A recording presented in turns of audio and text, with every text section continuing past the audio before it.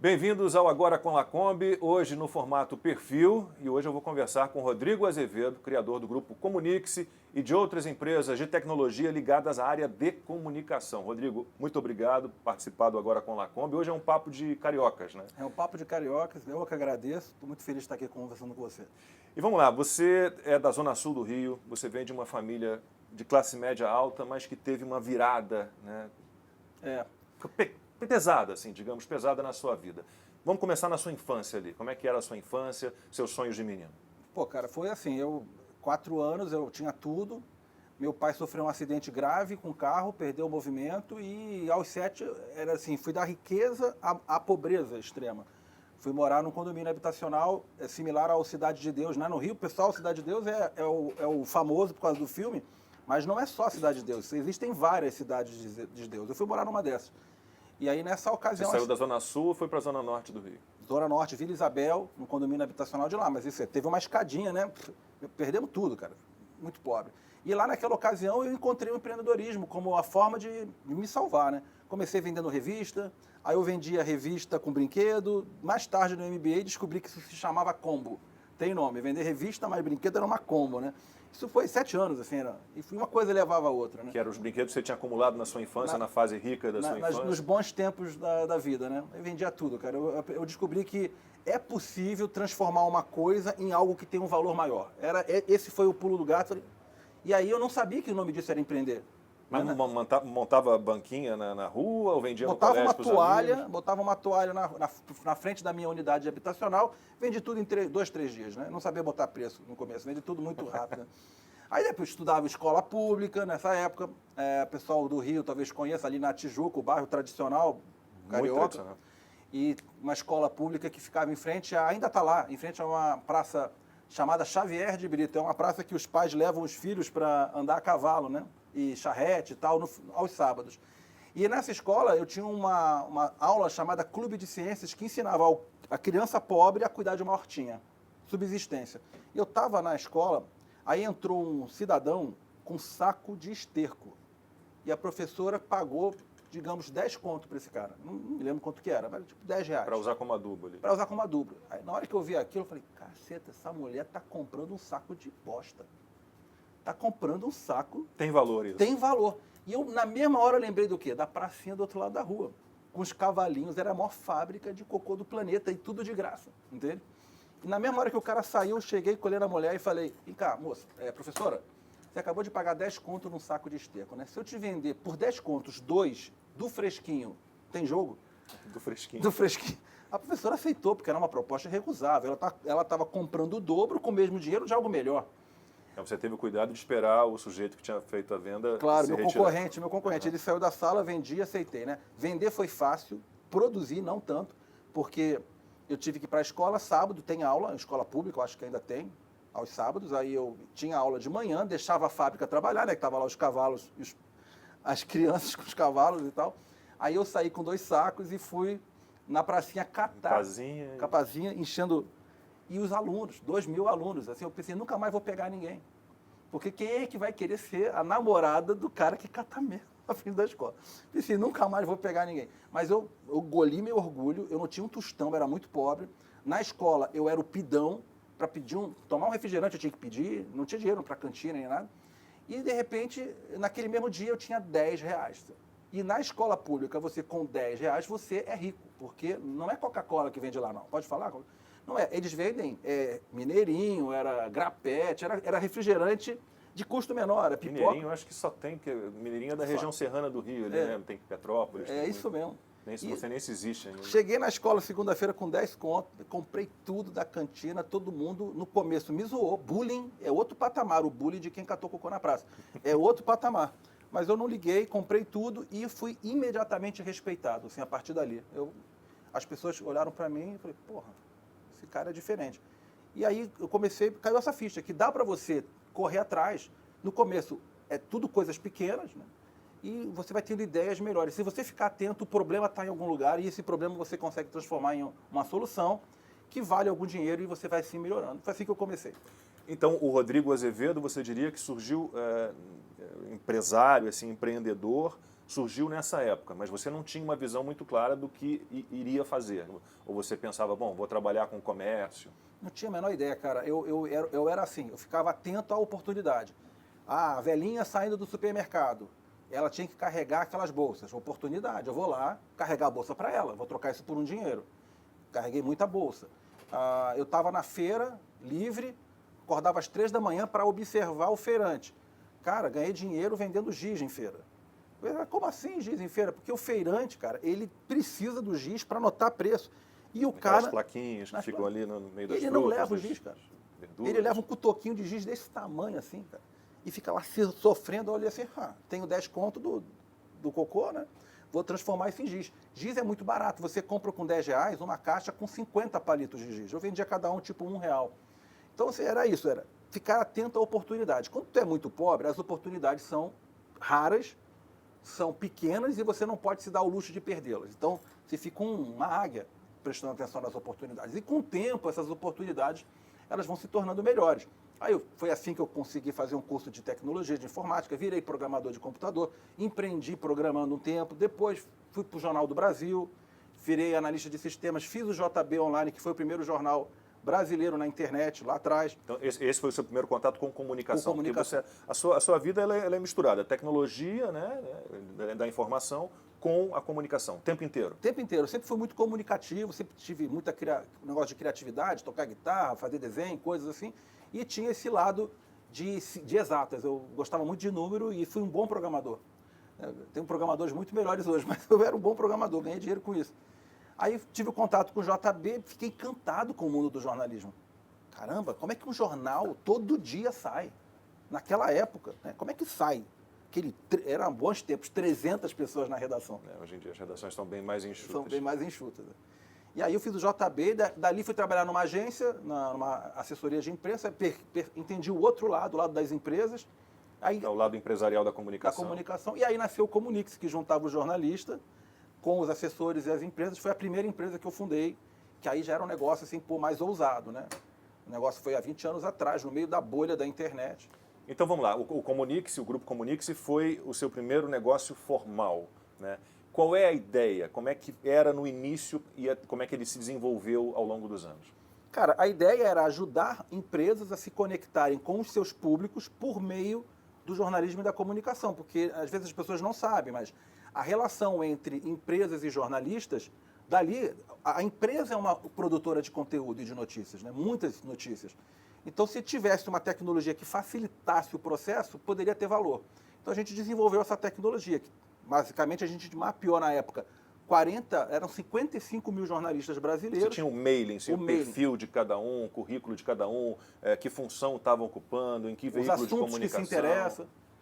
E uma ferramenta que a empresa poderia mandar uma ideia de pauta, né, para o jornalista. Seria uma assessoria de imprensa sem a figura formal do assessor de imprensa. Quer dizer, a empresa, ela poderia até usar a sua assessoria de imprensa para fazer esse contato, mas você oferecia então um banco de dados para essas empresas e possibilidades para que elas virassem notícia. Exatamente, é um ferramental tecnológico que um profissional, que geralmente é um jornalista, o assessor da própria marca ou o assessor de uma agência, usa, né, até hoje. É líder de mercado absoluto. E aí foi assim a primeira. E aí eu entendi, poxa, cara, não é só jornalista, tem outros públicos. Que outro público uma marca pode precisar assim, se conectar? Aí veio a ideia de investidores, porque você deve saber que as empresas listadas na Bolsa são obrigadas por lei a se comunicar com seus acionistas. Puta, isso é um baita de um trampo, é lei. Se você não fizer certo, você toma multa da CVM. Aí criamos a segunda... Além dos balanços que têm que ser apresentados, ela tem que ter uma comunicação além disso? Tem que fazer reunião trimestral, tem que divulgar, tem período de silêncio. Comunicações por correio, de vez em quando a gente recebe. Exato. Aí eu criei a segunda empresa, que é a R-Web, de relações com investidores, que automatizava esse processo. Depois veio a funcionário. As empresas têm funcionários e o público mais importante que uma empresa tem é o próprio time, antes do cliente, entendeu? Porque se você não tem um time absurdamente bom, feliz e contente, você vai prestar um mau serviço.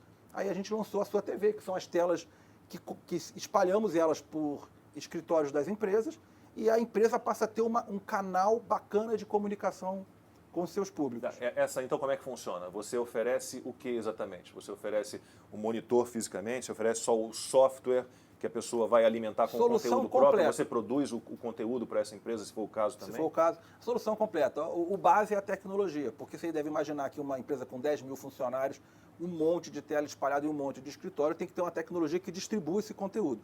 Então, essa tecnologia é uma tecnologia de distribuição de conteúdo audiovisual. Aí tem os serviços que a gente também presta, de ajudar a empresa a produzir o conteúdo, caso ela não tenha condições de produzir. Mas, incrivelmente, hoje as marcas estão muito mais produtoras, né? Ela tem pessoas dentro dela que já fazem isso. Então, mas também a gente faz. E aí resolvemos uma comunicação. Então, já foi jornalista, já foi investidor, foi funcionário. Aí veio o fenômeno da... Isso tudo em quanto tempo, mais ou menos? Round de 5 anos. Cada 5 anos você lançou um novo Cada 5 anos eu negócio? lancei um negócio, cara. Era coisa doentia, assim, toda hora, 5 anos, um negócio. E todos os negócios deram certo. Todos foram dando certo. E o próximo negócio ficava um pouquinho mais fácil, porque você aprendia a fazer, errar menos, você vai errando um pouco menos. Não, errar não tem como. Não errar não tem como. Não, né? errar não existe. Você tem que errar. A pessoa que não quer errar não pode nem começar. Aliás, é difícil um empresário que não tenha quebrado alguns negócios antes de ter sucesso. Então você pelo menos escapou disso. Não, eu quebrei mais novo, eu quebrei uns negocinhos pequenos. A venda de revistinha quebrou. Essa deu errado, eu vendi tudo por muito barato. Acabou o seu estoque. O cocô, eu catei o cocô todo da praça em um dia. Então, não tinha escala. Aí eu ficava assim, qual é a próxima coisa que eu vou fazer que me dê menos trabalho e mais dinheiro, né? Porque essas outras é boa história para contar. E eu uso até hoje, porque quando o vendedor fala assim, a pandemia, o mercado está difícil. O difícil é catar cocô. Entendeu? Vai vender, porque eu tenho a minha defesa, pessoal. E aí veio a mais recente, que é a atual, que é a parte de influenciadores digitais, né? Que é um boom, é um mercado que em 5 anos saiu do zero e hoje já vale 20 bilhões de dólares. E que se movimenta, né, e caminha e avança e se desenvolve em uma velocidade absurda. Incrível. Né? Você mesmo é um grande... Surgem mídias novas a todo momento. Você mesmo é um exemplo de influenciador digital. E eu tenho uma equipe que me ajuda, porque eu sou muito avesso à tecnologia. Porque, como eu falei antes para você, eu fiz a minha primeira faculdade, foi o que se chamava na época processamento de dados. Né? É muito rudimentar ainda, com cartão perfurado, formulário contínuo, computadores enormes. O público nem sabe o que é isso, nem imagina. Nossa, um computador que ocupava uma sala que era o dobro dessa e não tinha capacidade de um celular desse. Que a gente de um relógio? Não tinha. Faz menos que um relógio. Então eu tomei uma versão, mas eu tenho um grupo que me ajuda forte. Alguns conteúdos, todos passam por mim, mas eu estou chegando a 2 milhões no Instagram, mas um canal com 1 milhão e 300, mais Twitter, que eu tenho uma equipe que mexe mais do que eu, 700 mil. Então, e tem gente... com 160 mil. Ou seja, uma pessoa só tem uma mídia maior do que muito veículo de mídia. Se for somar tudo, dá alguns milhões. Né? Alguns milhões. Né? Isso é um fenômeno. É um fenômeno. E a gente percebeu essa oportunidade lá e desenvolveu um software que mapeou todos os influenciadores. São cerca de 500 mil influenciadores que já estão lá dentro. Então a gente, por e-mail... É mais ou menos o princípio do Comunique-se. Só que no Comunique-se você tinha o perfil de jornalistas. Isso. E qual é o nome dessa última? Influence-me. E a Influence-me, Comunique-se, Influence-me... Eu tenho uma mania por pronomes oblíquos e reflexivos. Então, esse faz o mapeamento dos influenciadores. Você tem ali como é que ele atua, quem ele é, qual é o público dele, é mais ou menos isso, que tipo de conteúdo. Você é seguido por quantos por cento homens, quantos por cento mulheres, faixa etária, da onde são seus seguidores, que assuntos eles mais interagem, taxa de engajamento, quantidade de posts que você faz por dia, qual é o dia que dá mais visibilidade para seus posts? Mais curtidas. Mais interação. E a marca entra lá, seleciona os influenciadores que quer trabalhar e a plataforma ajuda no processo de contratar um influenciador, remunerar depois o cara, medir relatório, resultado. Então, o Influence-me é como se fosse um agente, só que usando tecnologia, não é um agente físico, não é um empresário daquele influenciador. É mais ou menos isso? Não, nós não empresariamos influenciadores, mas a gente ajuda as empresas que querem contratar influenciadores a acharem os influenciadores certos. E a gente tem a parte de serviço. E a receita vem de onde? Dessas empresas? Elas pagam para ter acesso a isso? Essas empresas pagam uma assinatura. Todas as coisas que eu fiz até hoje, as 5, são sempre assinatura recorrente. Então a empresa paga uma assinatura para poder ter direito a usar o software. E existe um outro modelo que é a empresa que não quer ter o trabalho. Aí a gente cuida de tudo. Aí a gente atua como uma agência de influencer marketing, que é o nome que se dá. A empresa fala assim, Rodrigo, eu tenho essa campanha aqui, roda para mim a campanha. E aí a gente faz tudo do começo ao fim, trabalha. Ele não tem que ter nem equipe. Mas muitas empresas hoje em dia também já têm um departamento, que nem departamento de PR, departamento de marketing, agora tem um departamento de influencer marketing. É uma indústria nova que está nascendo. E muita gente não tem ideia do poder que influenciadores têm. Por exemplo, uma campanha sendo rodada, contratando um influenciador, um dinheiro que eu gastaria numa mídia tradicional, eu pego esse dinheiro e botar no influenciador, o retorno sobre o investimento já está maior. Você sabe, eu acho que o seu custo-benefício melhora, porque você sabe exatamente, ou não exatamente, mas você sabe com um pouquinho mais de precisão quem você está atingindo. Tá? Aí você bota mede clique, mede coisa. E não é aí você que é um cara de publicidade, de marketing, a receita publicitária hoje, ela migrou muito para isso. Social, Se você for pegar grandes emissoras de televisão, elas talvez somadas não tenham a receita que algumas mídias sociais já têm com Não tem. Não tem. Publicidade. Algumas não têm a receita de um único influenciador. O maior influenciador do Brasil... Não, da própria mídia social, da própria rede social, né? Você pega claro. um YouTube, um Instagram... isso são bilhões, muito dinheiro. Mas você pega um influenciador digital, tipo o Whindersson Nunes, que é o maior brasileiro. O que ele fatura, um cara, é maior do que alguns veículos de vídeo inteiro. E ele faz como? Ele bota uma câmera GoPro na frente dele ali, e é isso. A produção dele é desleal a competição, é difícil. Como é que você faz para se atualizar? Porque, por exemplo, eu pego lá meu início de carreira como jornalista, né? Eu trabalhei, tem até uma ali, eu trabalhava com máquina de escrever, eu trabalhava com telex, eu trabalhava com eu não peguei filme, não sou também tão velho assim, mas trabalhei com um Matic, que era um sistema com umas fitas enormes, desse tamanho. A minha equipe, quando saía, nós éramos um câmera, era um operador de VT, o VT estava plugado a essa câmera, tinha um operador de áudio, tinha um motorista que fazia a luz, era uma equipe grande, 5 pessoas, quase nenhuma tecnologia, o teleprompter no qual a gente lê as notícias não era eletrônico, era uma câmera que filmava um papel e reproduzia. E na sua área, como é que você faz? Você é o cara que se interessa por dispositivos novos, gadgets e novidades? Sou completamente tarado por tecnologia. E como é que você corre atrás disso para estar sempre se atualizando? Cara, lendo o trabalho feito por quem? Pelos jornalistas que produzem esses conteúdos com qualidade, né? Tá cheio de conteúdo e isso é uma verdade, né? O mundo ficou mais competitivo e mais difícil, porque nessa época, que era tudo artesanal, era uma velocidade, as coisas andavam mais lentamente. Agora é tudo muito rápido. Então, se você tem que ser muito rápido também nessa coisa do estudo, de se manter atualizado, tá? Então, a vantagem é que o conteúdo está disponível, né? Você vai no YouTube, dá um search por qualquer tema, você aprende qualquer coisa. Ah, nunca consertei um carro. Vai lá que vai ter um cara te dando um tutorial para consertar um carro. Você tem que ter vontade, tem que ter a cabeça aberta para aprender. Então, o conteúdo está lá, o lado bom, o lado ruim, que, cara, é muito difícil de se manter atualizado, porque é tudo muito rápido. A gente está numa velocidade incrível. Piscou mais lentamente, passou alguma coisa. Dá para imaginar que eu recebi, esta semana, não pensei, vou falar, o cara lá que criou a Virgin Galactic, que é viagem espacial, mandou um e-mail me prospectando. E já tem preço. Se você quiser fazer uma viagem espacial, custa $450 mil. Clique aqui e se inscreva. Dá para imaginar o ponto que a gente chegou? Eu passo essa. Eu estou fora porque foi pouco testado isso daí. Não, eu não tenho a menor vontade, mas tudo bem. Mas imagina onde que a gente chegou. A gente viveu para ver o dia que uma pessoa muito rica pode já fazer um rolezinho espacial. Coisa de Jetson, um negócio muito doido. Antes da gente falar um pouquinho do Prêmio Comunique-se, talvez, não sei se eu estou enganado, mas acho que é o que mais reforça a sua marca e a marca do seu grupo. Vamos tentar entender o que características um empreendedor tem que ter, assim, características básicas, né? Por exemplo, falamos aqui, eu não tenho vontade de ir para o espaço, eu acho que isso representa um risco grande demais. Um empreendedor, alguém que quer ser empresário, ele tem que saber lidar com o risco. Ele geralmente...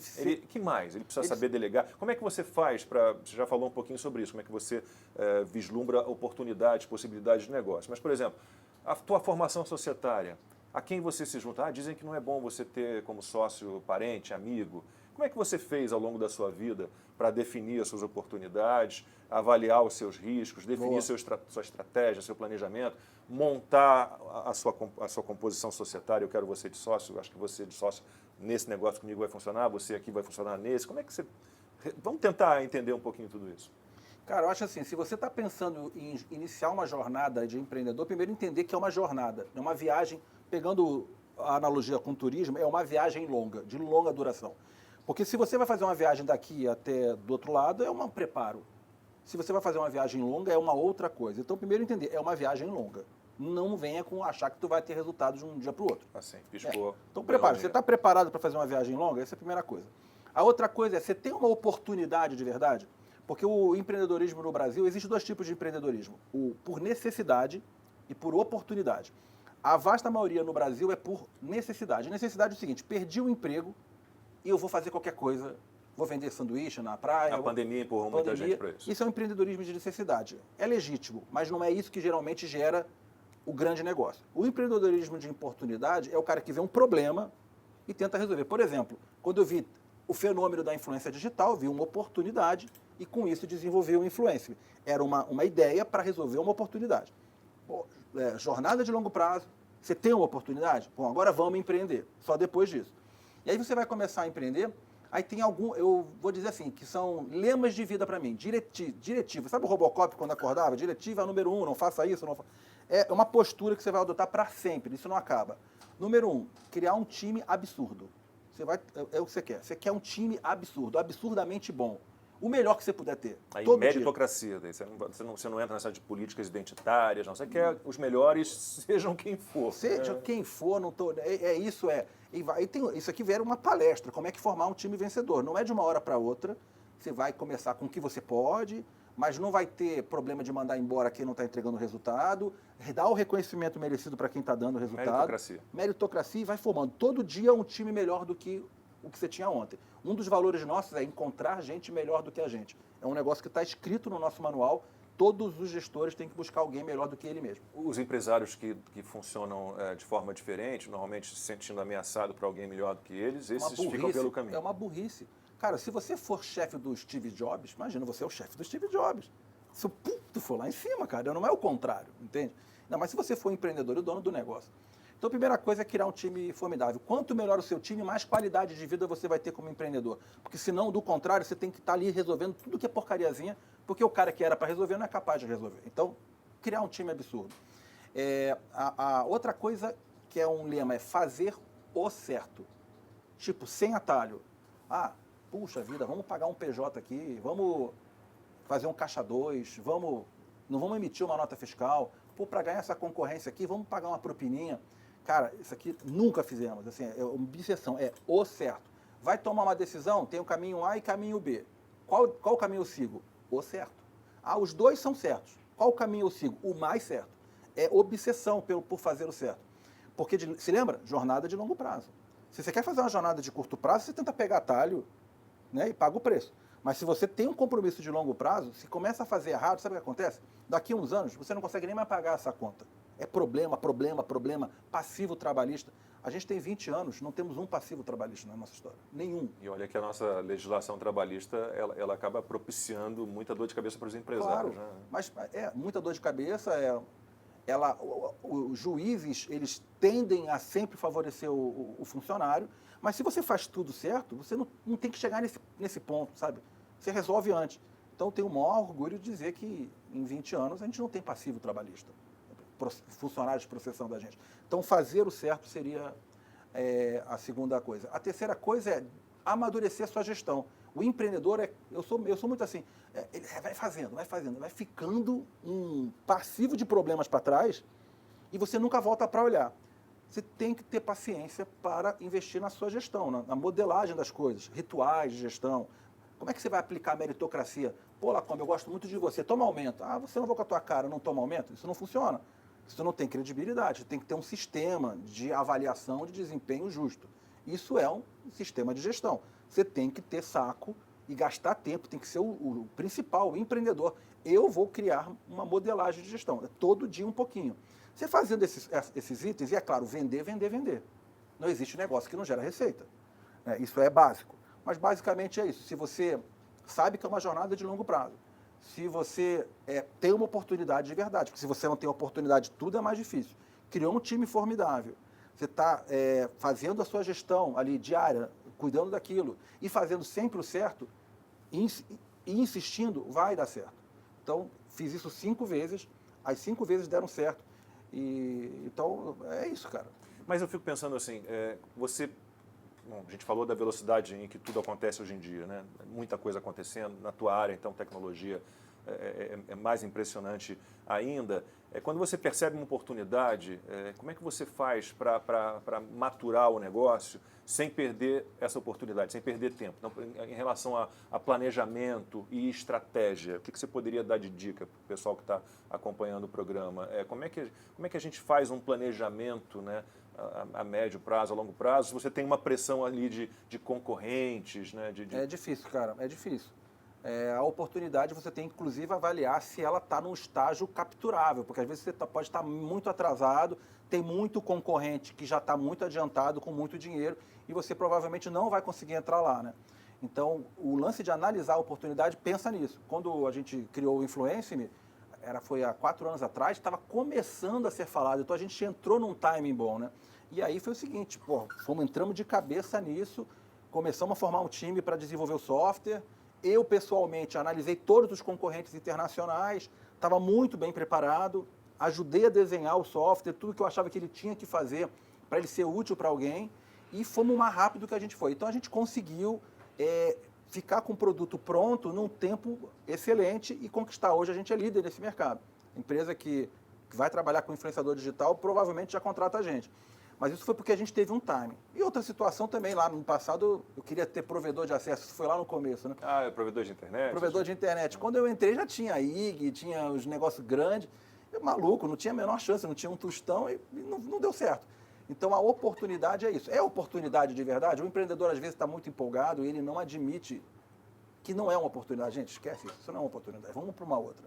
Isso é muito traquejo, é difícil de ensinar. Mas você fazendo um pouquinho todo dia, você acaba pegando o jeito e ficando melhor. Aí você enfileira sucessos, coisas que dão certo. De todos os seus negócios, teve algum, ou alguns, né, que você imaginou que o caminho era um e ele acabou se revelando de uma outra maneira? Qual deles, ou quais deles, né, você fez algum desvio de percurso, ou adaptou de alguma forma, ou todos eles se concretizaram da maneira como foram planejados? Nenhum se concretizou como foram planejados, nenhum deles. O Comunique-se era o portal dos jornalistas, eu não tinha ideia de que a gente ia ter uma base tão grande de assinantes pagando para ter acesso aos jornalistas. Então os subprodutos foram aparecendo a partir disso.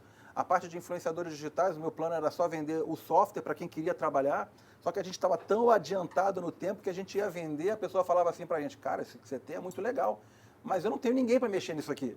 Aí nasceu a parte de a gente ser a agência, né, das empresas.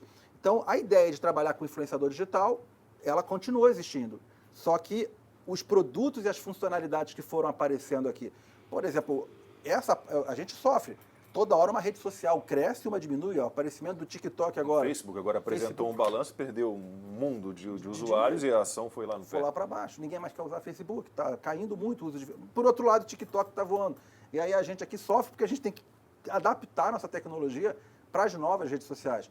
O algoritmo das redes sociais. Então, tudo isso você está mudando. Não tem negócio que eu me lembre que é como a gente imaginava. O core continuou. Falar com jornalistas, falar com investidores, falar com influenciadores, falar com funcionários. O core continuou. Mas a forma de você entregar o teu propósito, ele foi se adaptando. E você trabalha quantas horas por dia? Nós somos aqui 2 cariocas que se dividem entre Rio e São Paulo, né? Você tem um pouso aqui, um hotel, né? Eu comprei apartamento em São Paulo, mantenho minha casa no Rio, descobrimos que somos vizinhos, inclusive no Rio, vizinhos de condomínio. Como é que é o seu dia a dia? Quantas horas por dia você trabalha? Você consegue ter momentos em que você dá uma relaxada, uma desligada? Ou você está sempre vislumbrando possibilidades de negócio? Vou te dizer, Lacombe, que... E controlando os que você já tem. Você acabou de fazer uma pergunta que me lembrou de uma outra dica importante para o cara que quer empreender. Cara, é uma competição. Ganha quem faz mais. O dia tem 24 horas. Se você está trabalhando 8 horas por dia e seus concorrentes estão trabalhando 14, tu já amanheceu perdendo. Tem uma desvantagem. Então, eu normalmente, o meu dia comum é de umas 8h30, 9 horas até da manhã, de sentar no computador e começar a produzir, e vai, às vezes, até meia-noite, assim, frequentemente. Agora, eu tenho momentos? Tenho. Eu fui até o Alasca pilotando a minha moto, entendeu? Foi 60 dias. Eu tirei meu tempo, entendeu? Eu faço isso também, não é só trabalhar. Mas é uma coisa assim, cara, se você acha que... Eu tive, numa das empresas nossas, na startup, teve 2 meninos sócios, né? Vocês querem ser? Vamos ser sócios, então. Porra, empreendedor Nutella, cara, entendeu? Sempre assim, não, peraí que eu vou largar aqui que eu vou tocar bandolim. O outro, não, eu tenho que fazer meu yoga. Eu falei, você tá maluco, cara? Isso no meio do expediente? Eu chegava às 11 da manhã, não, eu sou mais produtivo de 11 às 3 da tarde. Eu falei, esquece, vai fazer outra coisa, cara. Você quer empreender, tu tem que preparar para ralar sangue, porque não é fácil. Você ralando sangue tem uma boa chance de dar errado. Porque, inclusive, no Brasil, todo mundo dá errado. Então, fazendo uma analogia com o esporte, né? Eu trabalhei muito tempo com jornalismo esportivo, né? O empresário ele tem que ser um velocista e um atleta de provas de fundo, né? De resistência. Ele tem que ter a velocidade, maratonista, mas tem que ter a resistência também. E acabou que a gente não falou da composição societária. Você citou agora 2 exemplos de sócios que se revelaram não muito interessantes para você. Nas tuas composições societárias você teve decepções assim? Como é que você faz para encontrar sócios que sejam complementares, com os quais você tenha sinergia, né? Uma sintonia boa? Cara, essas 2 que deram errado, eu aprendi e não repeti o erro, que é você iniciar uma sociedade com alguém que você conhece pouco, tá? Então, o primeiro mandamento, você tem que conhecer profundamente a pessoa. E como é que é a melhor maneira de... Não é conhecer pessoalmente, o cara é bacana no chopp, o cara é bacana aqui, é meu compadre na vida. Não é isso. Você tem que conhecer no profissional. A pessoa está disposta a trabalhar, é o cara das 14 horas, quando precisa, ou é o cara das 4 horas por dia? Tem que ter uma combinação de valores, né? Porque senão vai ter treta, vai ter problema. Hoje, a minha fórmula de sucesso é a seguinte: todos os meus sócios são pessoas que faziam parte do time, são membros do time. Porque eu convivi com esses caras por muitos anos e eu vi do que eles são capazes e merecia, né? Então, não tenho nenhum sócio hoje que não sejam pessoas que nasceram da própria empresa. E também é bacana que gera meritocracia para as pessoas, né? Então, tem a Rose, que está comigo há 20 anos, o Augusto, que acabou de virar sócio agora, né? Recentemente. Está com você desde muito novo, que você falou. Desde dos 8 anos de idade, não, 16 anos. Tá desde eu não duvido que um menino de 8 anos de idade, por exemplo, deve saber bem mais do que eu de tecnologia. Não tem dúvida. Eu sei muito pouco. Então. Ele foi aprender a desenvolver aqui dentro, né? E o Carlos, que é do meu financeiro, né? Então, são pessoas que estão já. Então, a melhor maneira, se você tiver essa oportunidade, né? Mas, às vezes, o cara não tem, ele quer montar um negócio, precisa do dinheiro, tem que juntar 3 ou 4 com grana, e aí você vai entrar sem essa possibilidade de conhecer tão profundamente. E aí pode não dar certo. Mas eu acho que a primeira coisa é que você tem que ter muita confiança, ter uma relação de confiança, conhecer a pessoa profundamente, compartilhamento de valores. Ter certeza que nós estamos na mesma página, né? Para evitar problemas.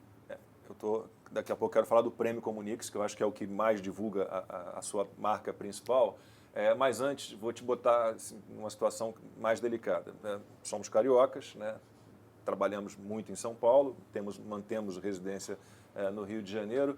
Eu fico impressionado, você perguntou, você prefere morar no Rio ou em São Paulo? Eu falei, eu preferiria morar no Rio, mas eu não tenho dúvida de que trabalhar em São Paulo é muito melhor.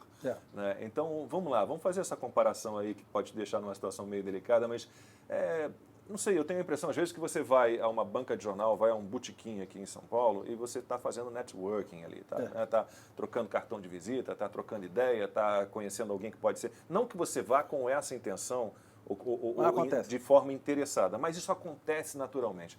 Quais são as diferenças, assim, profissionalmente, pensando profissionalmente, assim, no mercado de trabalho no Rio, mercado de trabalho em São Paulo, do profissional do Rio, do profissional de São Paulo, o que tem de melhor num e no outro? Não vamos falar do que tem de ruim. Cara, boa pergunta. Primeiro, outra dica é que o Glaucome faz mais perguntas e vai levantando dica, mas assim, cara, você nunca conhece gente o suficiente. Conhecer pessoas é um outro fator crítico de sucesso. Você tem empresário que não quer conhecer gente, que não quer ter relação pessoal, esse cara está fadado ao fracasso. É muito difícil, fica mais difícil. Então, se você tem uma reputação e uma vida tal, e você lançou o teu negócio, o teu network que você construiu vão ser seus primeiros clientes, né? Fica muito mais fácil. Então, conhecer gente nunca é demais. Aqui em São Paulo é o seguinte, você vai em qualquer prédio, entra na recepção do prédio, olha para aqueles nomezinhos de marca, tem sempre uma meia dúzia de empresas bacanas ali. É muito grande. Então, acho que a primeira diferença é muito grande, e esse é um item que eu sou carioca, amo o Rio de Janeiro, mas a gente precisa cuidar. Muita empresa saiu do Rio, né? A gente tem que retornar. Então, a primeira coisa é, qualquer prédio pequeno, mediano, você vai ter um monte de empresa a fim de fazer as coisas, né? Direito, fazer as coisas direito. Eu acho que isso é legal. No Rio de Janeiro, o que eu vejo, assim, desenvolvedores de software, eu acho que tem mais, eu acho que são bons, o time de lá. costuma ter um pessoal mais despojado, criativo em vendas, costumam ser uns caras melhores. Mercado financeiro é amplamente dominado por carioca, entendeu? Até aqui em São Paulo, você E vai a qualquer o carioca banco, né, qualquer empresa de investimentos e fundo de investimentos, você vê vários economistas cariocas. Por outro lado, São Paulo eu acho mais organizado, mais compromissado, mais profissional, entendeu? Eu, quando vim morar aqui, fui convidado para um almoço, né, num fim de semana, e a primeira pergunta que eu fiz para a pessoa que me convidou foi assim, marcaram 1h, mas eu só preciso saber, 1h é 1h? Porque no Rio, se eu marco um churrasco na minha casa 1h, as pessoas começam a chegar às 3h. Não. Aqui em São Paulo, a gente tem aquela tolerância de 15 minutos. Eu cheguei 1h15 e já estava todo mundo cara feio. Não, aqui lá no Rio, você quer marcar alguma coisa às 2h, você, na verdade, divulga meio-dia. Você divulga 2 você marca antes. Você marca antes para o cara chegar, né? Ou então assim, vamos marcar um encontro aí, né? É só uma forma de dizer, ninguém vai marcar encontro nenhum, mas os caras falam aqui em São Paulo, vamos marcar um encontro, assim, quando? Anota, né? Que a data e a hora. Pré-agendado, liga na véspera. Eu gosto mais assim, eu sou o carioca mais paulista que existe. Eu odeio atraso, para mim horário é horário. A minha mulher atrasa para tudo, a doce amada Patrícia. Eu tenho umas treta com ela por causa disso, porque se o cara marcou jantar na casa dele 8 horas da noite, eu vou chegar lá 8 horas. Mas ninguém vai chegar às 8 horas, mas tá errado. Ele marcou às 8, vamos chegar às 8. Nós vamos ser os primeiros, tudo bem. Da próxima vez marca às 9, então. Às vezes eu sou o carioca mais paulista, assim, nesse sentido, porque eu aprecio muito o compromisso. E a sua mulher, ela encara numa boa esse seu ritmo alucinante de trabalho? Porque eu já tive problemas com a minha, por exemplo, quando eu tenho 4 livros escritos, teve alguns que me deram algum trabalho de pesquisa, de preparação, e ela ficava muito chateada de eu ficar ali na biblioteca trancado e lendo, e escrevendo, e anotando. Ela reclama ou ela é parceira e compreende bem? Cara, atualmente ela é muito parceira. Você imagina que quando a gente casou, eu tinha 24 anos, a gente era pobre. Você é mais novo que eu ainda, eu casei com 27. 27, a gente casou muito cedo. Você vai para recorde mundial aí, de tempo de casar daqui a pouco. Tem bastante tempo. Então, ela casou comigo porque me amava mesmo, né? Porque interesse não podia ter nenhum, porque eu não tinha nada para oferecer. E então a gente lutou juntos a vida toda, né? Mas no começo, ela é médica. Ela é médica. Ela é médica. Médica fez federal, super inteligente. E ela é aquela pessoa toda ordenada. O empreendedor é o quê? Todo desordenado. Então, na cabeça dela, os perrengues, a dureza, no começo fiquei sem salário, vários meses empreendendo, não tinha dinheiro para pagar, ou pagava os funcionários ou pagava você. Nessa hora, ela, por que você não faz um concurso público? Eu falei, nem fudo, não vou fazer concurso. Mas tem muito brasileiro que pensa assim, né? Ele reclama do governo, mas ele adora o Estado, né? Ele tem o sonho de ser um funcionário público, porque tem ali a garantia do emprego, né? O pagamento garantido, mas um horizonte pequeno às vezes, né? Dependendo da carreira, obviamente. Tem carreiras públicas que realmente dão um horizonte melhor. A minha esposa é funcionária pública porque ela trabalha em hospital público, né? Tem a segurança, tem a estabilidade, tem essas coisas, mas para mim não serve. Então, você respondendo a tua pergunta, no começo era mais difícil. Depois ela foi entendendo, foi vendo as coisas começando a dar certo, né? Aí, atualmente, ela respeita o meu espaço totalmente, ajuda, dá ideia, tá? A gente tem papos e tal. Então, agora passou, mas no começo não foi fácil, não.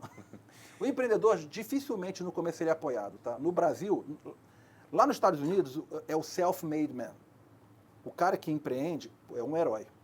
Aqui no Brasil, o cara empreendeu dar certo, deve ter roubado. Ele gera inveja, né? Gera inveja e desconfiança. Pô, no Brasil deu certo, esse cara deve ter roubado. Algum esquema ele tem. Ele tem algum esquema, entendeu?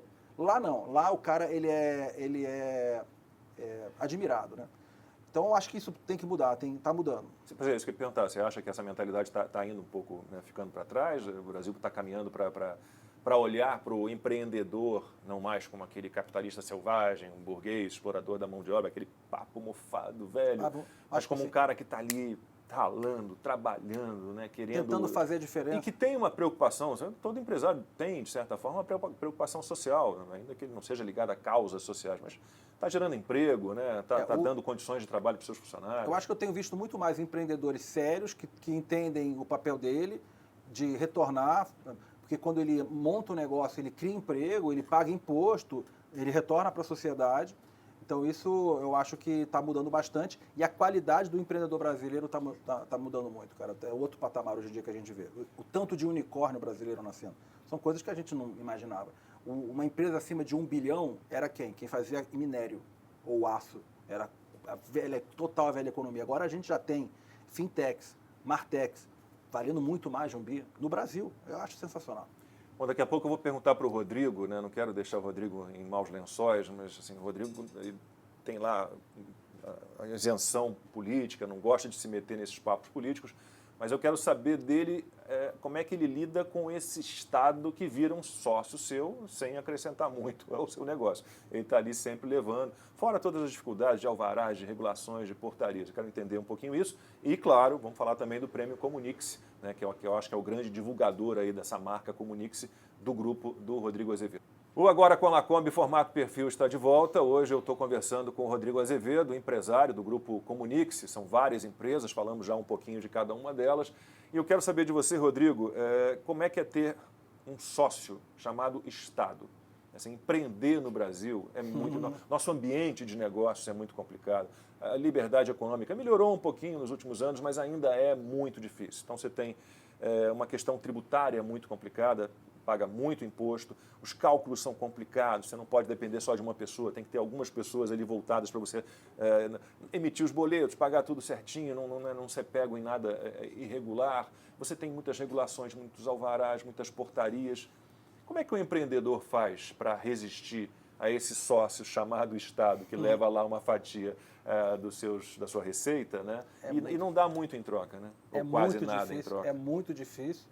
Cara, você tentando fazer o certo, você acaba fazendo o errado, porque é tão complicado o bagulho que se você tem grana e condição de ter gente de primeira qualidade, ainda assim é capaz de você cometer um erro.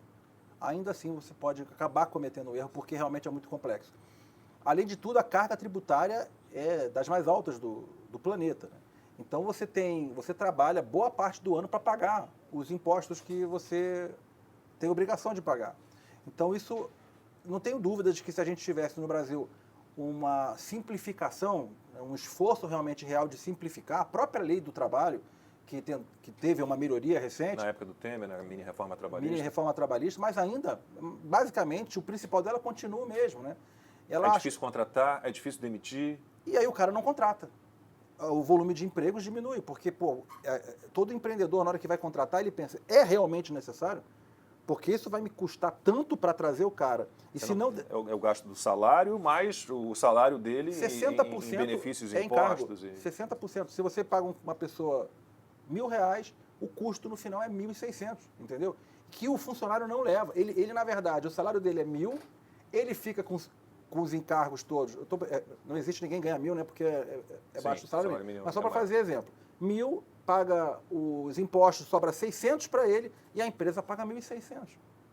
Dá para imaginar? Imagina se esses 1.600 pudessem ir para o funcionário, né? Então é muito ruim tudo isso. E aí não tem jeito. Mas de qualquer maneira, o que eu posso dizer é, apesar de ser ruim, minha recomendação, faça. Lembra a dica que eu dei? Faça o certo. Não negocie, porque a jornada é de longo prazo. Se você começa a fazer errado, a tua empresa vai acabar quebrando por causa de passivo trabalhista, porque vai bater um fiscal e vai dar problema, e vai ter que cobrar o retroativo, né? Isso quando o fiscal é bonzinho, porque às vezes ele vem, na verdade, ele quer uma outra coisa. Tem a corrupção, não é só burocracia, né? Não é só carga tributária, é corrupção também. Então, empreender no Brasil, vocês têm que falar assim, pô, parabéns, cara, você está fazendo isso daí, porque não é para qualquer um. E esse Estado muito pesado, esse Estado, né, pretensamente social, ele agora traz uma nova discussão, que é o controle social, e aí a gente tem o Lula, aí candidato à presidência da República, falando em regulação da mídia, em regulação da internet, não é só mídia, é todas as mídias digitais, tudo. Qual é a sua opinião? Que risco isso representa para todos nós, para as nossas liberdades? Eu sou absolutamente contra a regulamentação da imprensa, da mídia, ou qualquer tipo de mídia de opinião, cara. O cara tem que ser livre para dar a sua opinião. Com responsabilidade, claro, processo legal. E já existe uma regulação, vamos pensar, existe a justiça, né? Você já foi processado por... Não, ainda bem. Não. Ainda bem não. Mas também se for, vou me defender. Mas assim, você que seja pelo processo legal, não pelo envolvido processo em inquéritos abusivos. É, né? claro, porque você vai cercear a possibilidade do cara emitir opinião em primeira parte, criar regras para emitir. Como é assim? Opinião é opinião. Eu posso não gostar da sua opinião, mas é a minha opinião, entendeu? E eu acho que o mundo precisa de múltiplas opiniões. Inclusive, uma outra coisa chata, né, cara? Se eu tenho uma opinião diferente da tua, pronto, você é meu inimigo. Não posso ter opinião divergente. Não, e antigamente podia, né? Podia ter, cara. A gente convivia com uma certa Agora paz. tu sai do grupo do WhatsApp, cria treta na família, é uma coisa, parece até time de futebol, cara. Então, primeiro, sobre regulamentação da mídia em geral, absolutamente contra, não faz o menor sentido, é péssimo e perigoso num país que nem o Brasil, com a qualidade dos políticos que a gente tem. Porque para isso virar uma outra coisa é um pulinho. Então, totalmente contra.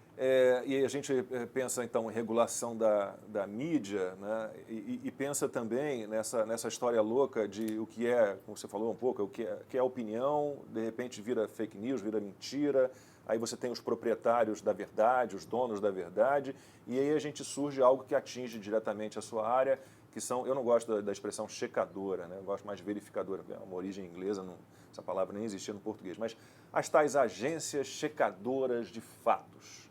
Né? Qual é a sua opinião, tomando todo cuidado? Claro, qual é a sua opinião sobre isso? Porque elas checam todo mundo, mas não checam a si próprias. Né? Elas erram, elas propagam às vezes informações falsas e raramente dizem errei. Né? Que entidades são essas? Então vamos lá, existe um problema, a fake news é um problema. O primeiro ponto, de fato é um problema. Que não há tipificação criminal de fake news, e você tem já, como você próprio falou, as leis ali por injúria, calúnia, difamação, a pessoa pode ser processada legalmente por isso. Pode ser processada. Então, e fake news, se a gente for olhar, sempre houve, mas vamos lá.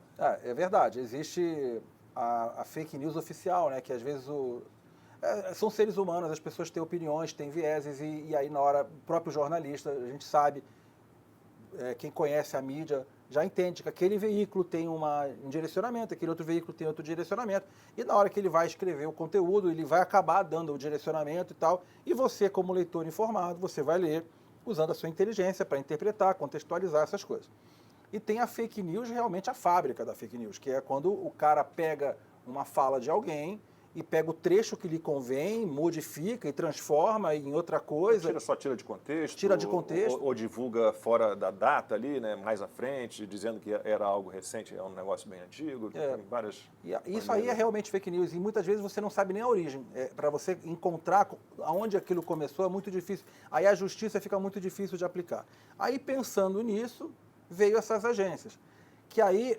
Eu acho que inicialmente a proposta era boa, assim, tipo, poxa, eu vou tentar apurar, mas aí caímos de novo no problema anterior. Seres humanos, cada um com seus vieses políticos, os seus interesses, e aí algumas dessas agências se perdem no caminho. Mas eu acho que a proposta de ter algum agente verificador da fake news e dizer isso é fato e isso não é fato, e mostrar evidências concretas disso, se for possível criar algo assim, com humanos realmente interessados em fazer o trabalho e não transformar o fake do fake, é uma boa iniciativa. Mas, infelizmente, o ser humano é imperfeito, né? Então, acaba que algumas dessas iniciativas se perdem no caminho. E sobre banimentos, cancelamentos, agora está essa história aí, né? Estão fazendo de tudo para banir o Telegram do Brasil, aí o Brasil vai se juntar a um clube ali que não é o clube da democracia, né? Com China, Irã, né? Cuba, por exemplo, países que não permitem o uso desse aplicativo. Como é que você enxerga isso? Ou as próprias Big Tech censurando, banindo, né, dizendo o que é verdade, o que é mentira. Isso não é muito perigoso? É perigoso, é delicado. Eu fico pensando que realmente algumas coisas são muito graves o que se divulga, né?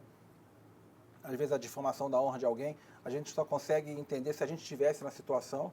Ao mesmo tempo, criar mecanismos de censura automática. E censura prévia, né? Censura prévia é talvez mais perigoso. É uma equação muito difícil de se resolver. Eu acho que a solução ela vai vir sozinha. O ser humano vai aprender a distinguir, entendeu? Com o tempo ele vai se habituar com isso, ele vai entender que aquilo ali faz parte do dia a dia, que não dá para se livrar completamente nunca, e ele vai começar a fazer a curadoria, né? Vai começar a fazer a curadoria do que ler. Eu espero isso, que a gente consiga chegar nesse estágio, mas é o tal do lesser evil, que eles falam assim, é um mal menor, mas é um mal também, né? Não tem solução completa. Vamos lá, vamos para o prêmio Comunique-se, fez 20 anos agora. Eu acho que hoje é o prêmio mais importante. Eu gosto de falar prêmio da comunicação, não do jornalismo, porque você premia, né? Eu inclusive, ganhei uma categoria que não era uma categoria exclusivamente de jornalistas, né? O influenciador. O influenciador não era, né? Aliás, as duas, né? O apresentador de TV também não, o apresentador de telejornal sim, mas de TV não. Tanto que eu concorri com o Tata Werneck, que não é jornalista, né? Quando que surgiu a ideia do prêmio, né? Por que a gente não tem mais os prêmios que a gente tinha tradicionais e como que o Comunique-se está aí cada vez mais forte, né? Tornando-se hoje o principal prêmio de comunicação do Brasil? O prêmio surgiu lá atrás com o portal Comunique-se, que é o veículo oficial que escreve sobre o jornalismo e cobre os bastidores da imprensa. E eu sempre achei que os prêmios eles tinham vieses. Por quê? Porque quem decidia o vencedor era uma banca de poucos outros No início jornalistas. era assim. Eram 6 jornalistas, meia dúzia, um cara do Eu não grupo... teria ganhado se fosse assim hoje. Provavelmente não. Porque um é o cara da TV tal, o outro é o cara da rádio que pertence à TV tal, o outro cara é do jornal que tem uma relação com a TV tal, e ficava tudo meio que na mesma coisa. E aí ganhava um cara, já saía treta, porque ninguém concordava com o critério. Eu falei, pô, problema, empreendedor sempre de olho no problema. E eu pensava, gente, qual seria um critério mais justo e inquestionável? O voto. O voto. O voto de quem? O voto de quem entende de notícia, de quem gosta de notícia. E muito voto. Não é 6 votos, que é uma banca de jurados de um prêmio normal. É mais de 1 milhão de votos. Tá? Então, assim... E cada pessoa só pode votar... Só pode votar uma vez. 2 vezes, eu acho, né? Ele vota uma vez em cada fase. Ele vota na fase 1, é bem difícil, são 3 fases. Então, pegando aqui o exemplo do Lacombe, quando a gente abriu a votação, o votante votava em aberto, a gente não sugeria nada. E aí os candidatos surgem a partir disso? Surgem a partir disso, é uma fase de indicação. Desde quando que está assim? Desde o primeiro ano. Desde ano zero do Mas então, nunca, os outros prêmios são todos com banca, o Comunique-se nunca foi banca? Nunca foi banca. Foi 100% votado desde o começo. O que evoluiu no prêmio foi criação de novas categorias, as subcategorias, eliminação de categoria que a gente viu que não fazia mais sentido, mas a essência foi mantida. Então foi sempre no voto. Então o Lacombe teve que passar pelo primeiro turno, aí ficou entre os 10. Aí fui para 3 categorias. Aí depois os 10 foram novamente votados e ficaram os 3 mais votados. Aí eu saí de uma categoria e fiquei em 2. Ficou em 2. Uma das categorias ele não entrou, mas ficou em 2. E aí depois vem a final e aí levou a 2, né? Aí foi mais votado 3 vezes, né? Então tipo, vem cá, vai chorar agora porque perdeu? Cara, por algum motivo não quiseram votar em você. Reflita sobre isso, né? E o prêmio, agora, eu li na internet, então acho que eu posso falar isso, o prêmio vai acontecer, você vendeu alguns dos seus negócios. Vendi. Mas o prêmio Comunique-se continua. Continua. Você tem novo dono, eu estou à frente dos negócios por mais 3 anos, tem novo dono, então assim, a decisão não é só minha, mas estamos já trabalhando na preparação da edição 2021. Né? Então, você vai fazer o que a partir do momento? Você tem 3 anos à frente de todos eles, passando para alguém. E depois você vai fazer o quê? Não, eu fico com 2 negócios, né? 2 você vai manter? Eu tenho 5 negócios. Vendi 3. Vai ficar com os quais? Fiquei com o Influence-me, que é a parte de influenciadores digitais, que eu estou gostando demais de trabalhar nesse meio, e a parte de televisão, TV corporativa, Sua TV. E aí o Comunique-se, o Dino e Comunique-se, o Dino foram vendidos. Aí a R-Web também, né? Que foi vendido para uma empresa listada na Bolsa. Mas e você vai daqui a 3 anos ficar quietinho com 2 negócios ou você já está com a cabeça aí movimentada eu gostaria, pensando em outros negócios? Eu gostaria mesmo de ficar com esses 2 negócios porque eu acho que aquela coisa de 14 horas por dia, tem uma hora que você pensa assim, né? Eu gosto muito de viajar. Né? Eu tenho meu braço tatuado Você mapa. Tem aqui o mapa do Brasil que ele percorreu de moto. Vai até a América do Norte aqui, eu fui de moto do Rio ao Alasca. E eu quero fazer mais isso. Tem que buscar a moto, porque a moto ficou no Alasca, né? Ficou no Alasca por causa da pandemia, está presa lá há 2 anos.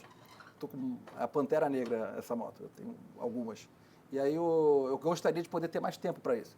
Mas, cara, de 5 em 5 anos eu acabo inventando uma moto. Foi assim, né? Então vamos ver.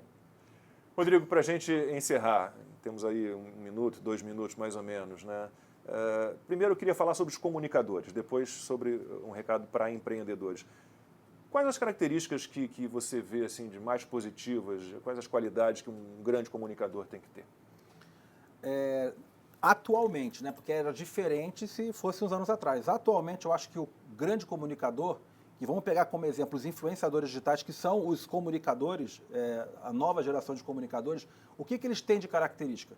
Ele tem um quê de empreendedor, porque ele tem que empreender o próprio canal, a vida dele. Ele conhece as tecnologias disponíveis para comunicação atuais. Então, é o cara que mexe no audiovisual, ele sabe um pouco de tudo. Então, é uma característica, ele é multimídia, né? Um cara multimídia. Ele tem que dominar, porque hoje a mídia está muito mais digital. Então, o domínio dos meios digitais é fundamental. O empreendedorismo, os skills todos de comunicação, esses precisam ter, e um domínio dessa coisa digital. E o empreendedor em si, sendo um comunicador, sendo ligado à comunicação ou não? Rapidamente, as características que você ressaltaria que ele deveria ter. Eu acho assim, coisas básicas como honestidade, ele tem que fazer, ele tem que ser um exemplo para a sociedade, ele tem que ser honesto, ele tem que sonhar grande. Tem uma frase que está muito certo: pensar grande dá o mesmo trabalho de pensar pequeno. Então pensa grande e começa pequeno, mas você tem um horizonte, né? Muita persistência, lembrando, jornada de longo prazo. Nenhum negócio bacana que vai sustentar a tua vida e a tua família você vai construir da noite por dia. Muita persistência, né? E essa coisa de fazer o certo, é sempre fazer o certo, é uma combinação. E o perfil empreendedor, eu não acredito que alguém aprenda a empreender. Tipo, eu não sou empreendedor, mas você. Tem não. que ter um espírito ali. É uma característica. Uma característica. Você tem esse perfil, desenvolve as habilidades. Mas a parte de atitude empreendedora, isso você tem que ter. As habilidades necessárias você tem que desenvolver. Querer estudar, correr atrás, trabalhar muitas horas. Isso eu acho que todos os empreendedores de sucesso que eu conheço têm. Rodrigo, muitíssimo obrigado. Eu que Sucesso para agradeço. você. Obrigado. Valeu.